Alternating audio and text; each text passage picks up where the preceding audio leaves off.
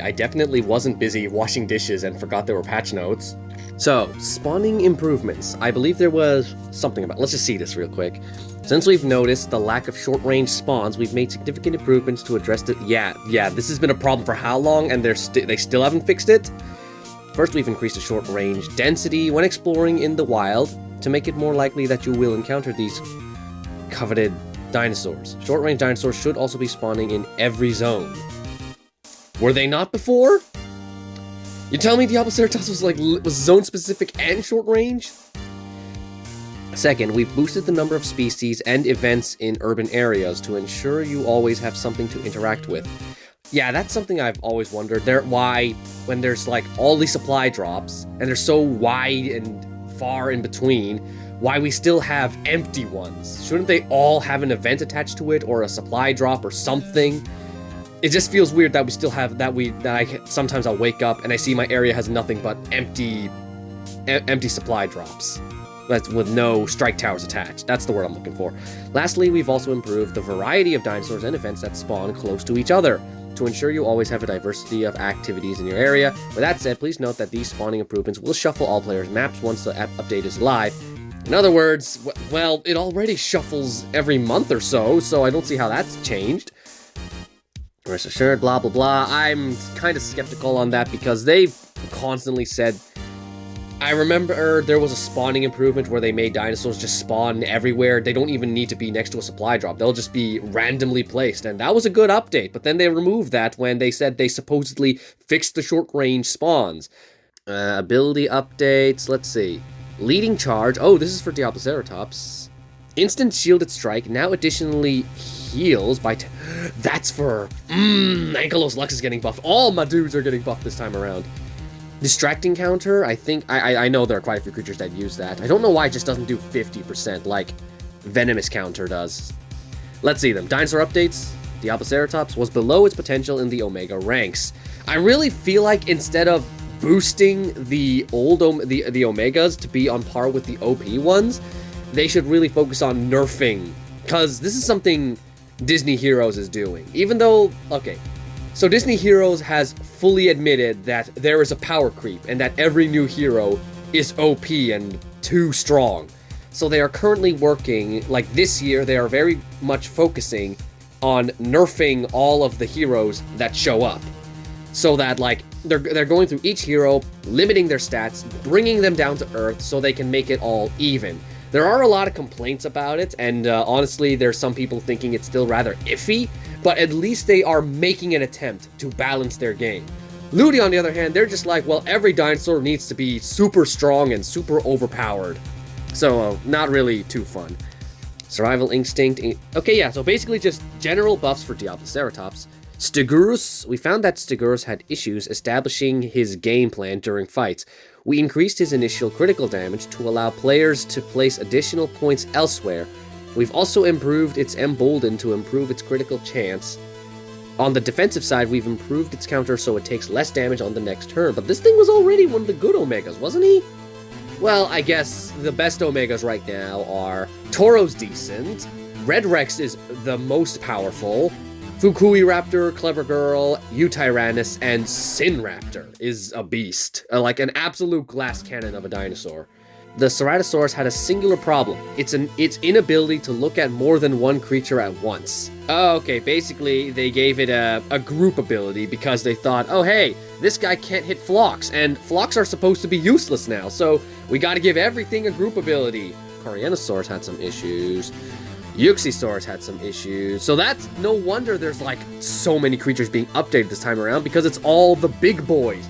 All the top-level dinosaurs that they want people to spend their money on. It was supposed to be trained Terror of the Skies, but the only thing it terrorized were squirrels. It gains a group buff and a new ability. Its signature Dive Bomb ability gains a chance to stun for one turn. Okay, Fierce Impact becomes a spurt. Okay, that hits Phlox. Dive Bomb gets a 50% chance to stun. It was already a... Yeah, this Geostormbergia is a dinosaur I want to use, so... a creature I want to use, my apologies. So I'm glad it's getting a buff. Austral Titan, unfortunately the Plateorex broke the rules of engagement when it was first released. We found it that its swap-in attack did not lock it down for 2 turns like every other creature with such an ability. This has been fixed. Everything else about this ape... Okay, so they basically made it so that they just fixed... That's... you don't really need a whole patch note slot just to say, oh, we fixed Platiorex's lockdown ability. Thales Intrepidus has been devastating since its rebalance a few months back. We need to rein it back. What do? Swap in Shattering Prowl. The regular attack will now perform before the buff. The regular attack will no longer benefit from the buff. Thank you. That's good. That makes it... That helped. That's a big change, honestly. Antarctic Venator... wait, no, hang on. This is something I use. This is something I really like to use.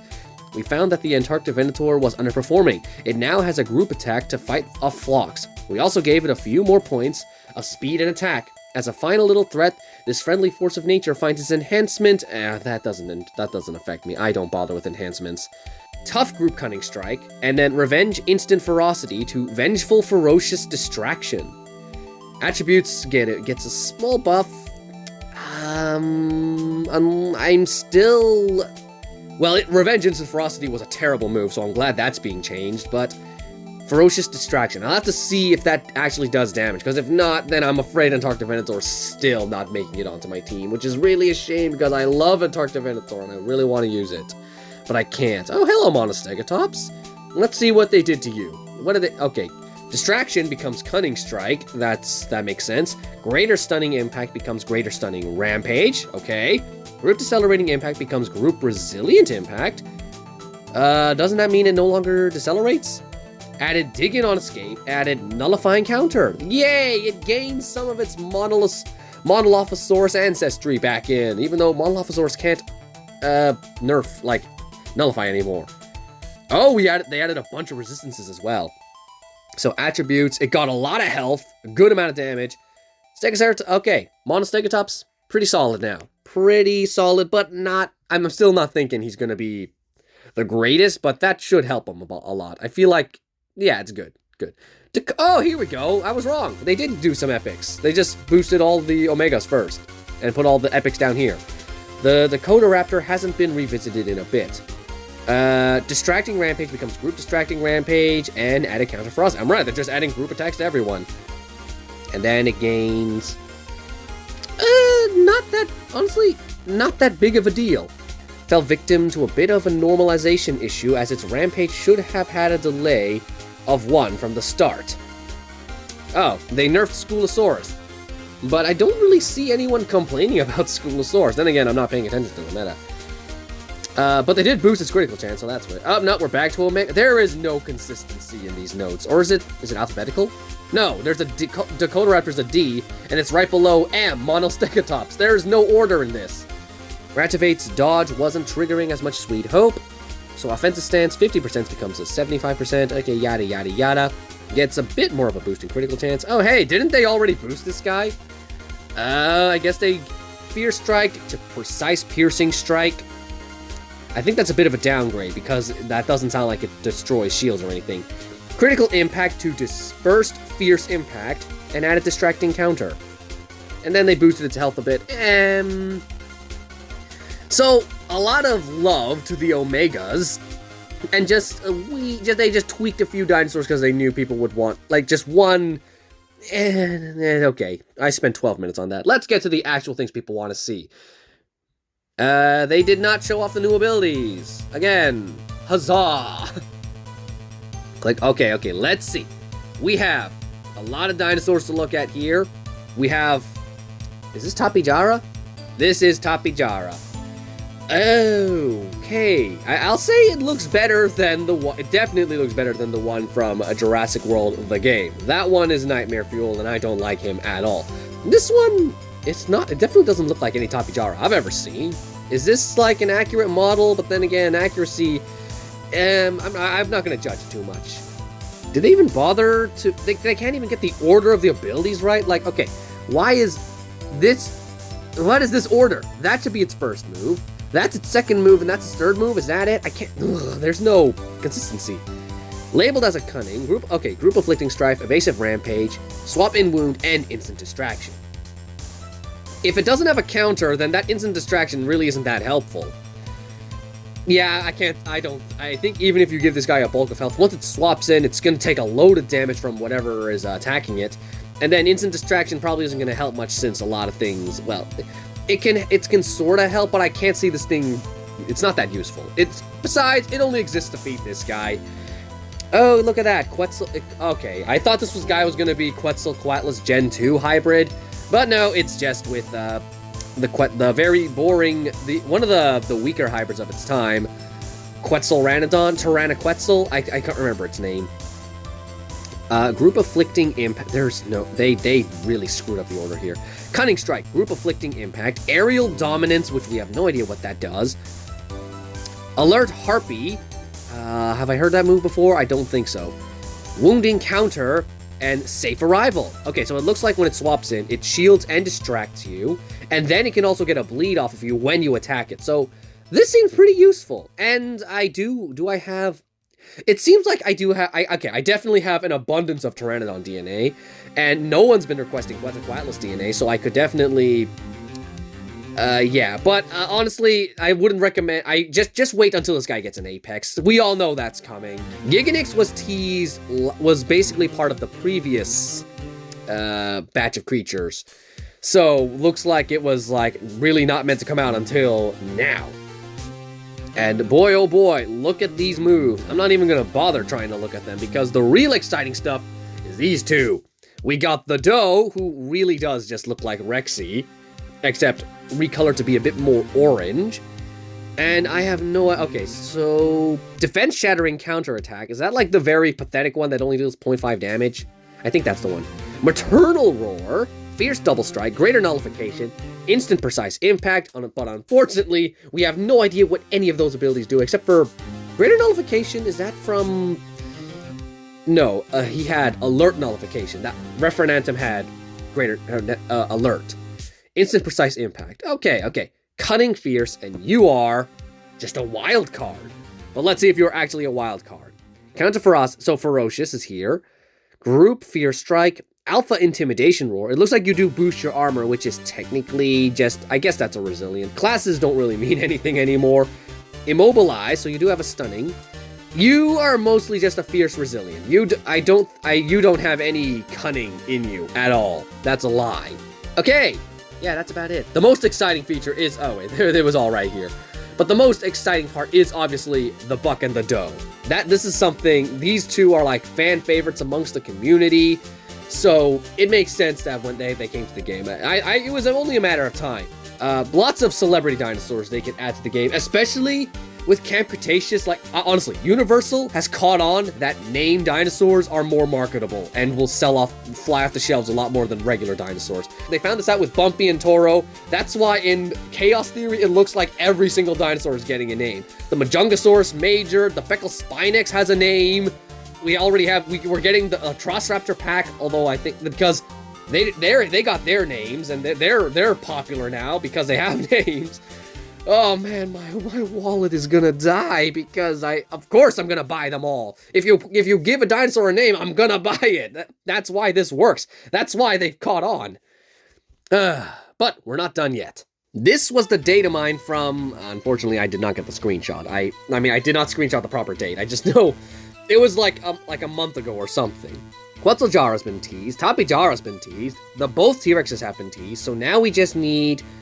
These are the only creatures that have yet to be added to the game, which is Megalosavia, another Apex, which is probably not going to show up until the next, or maybe it's going to be released like sometime along the way, just like the new Stratosaurus and Magnoraptor, which was like in the data mine, but then they didn't put in the patch notes, and it was meant to release at a later date. Okay, let's type in Mega and see what we get. Megalosaurus, Megalogaia, Megalosaucus. It's gonna be Megalosaucus, right? Because I can't see any of these other guys getting some kind of hybrid. I guess you could do Megalotos, but they've never done, and I feel like they would think an epic is too easy for an Apex, so they would focus more on like a legendary. Megalosaucus is the only one here, unless they're actually planning on making their first Omega hybrid, which is Megalania. But let's see what the other half could be. Albertosavia. So I'm thinking Megalosaucus and Albertosavia. That's my theory right here. I mean, they could go crazy and give us a Daphosavia, but why would they do that? They would rather just make it as hard as possible, so might as well get that event-exclusive Albertosaurus into the Apex pool, right? But the most exciting thing is this one right here, Spinosaurus aegypticus, which I am assuming is the paleo-accurate Spino, not the JP Spino that we've all grown to love. The reason I'm excited is because this could potentially be just a brand new animation and like just a completely different version of a dinosaur that's been in this game since forever. And it's like, because it's like they could be considered two different creatures. You got the regular Spinosaurus from the movies, but now you're going to get the paleo-accurate one. Because the way it's described here, discovered in Egypt's western desert, the Egyptian spine lizard is the longest known terrestrial carnivore, measuring 14 meters in length. That has to be the Paleospino. But we'll just have to wait and see. I bet it's going to be like an Omega or something. Anyway, yeah, that's all from this patch notes. 20-minute video. I'm back.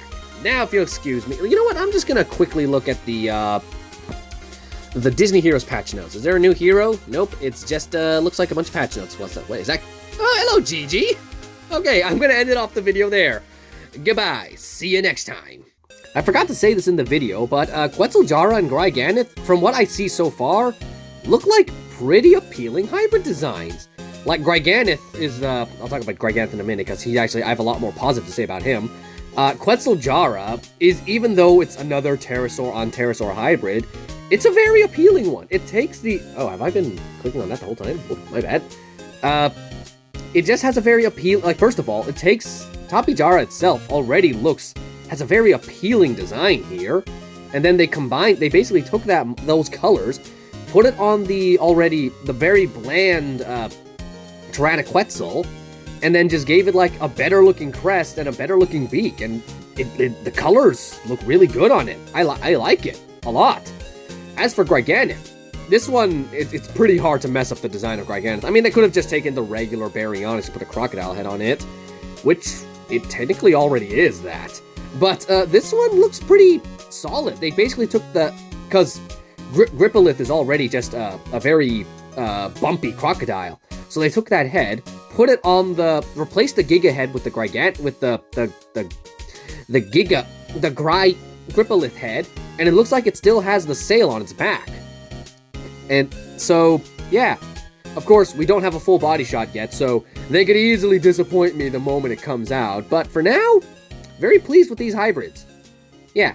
Okay, goodbye for real this time.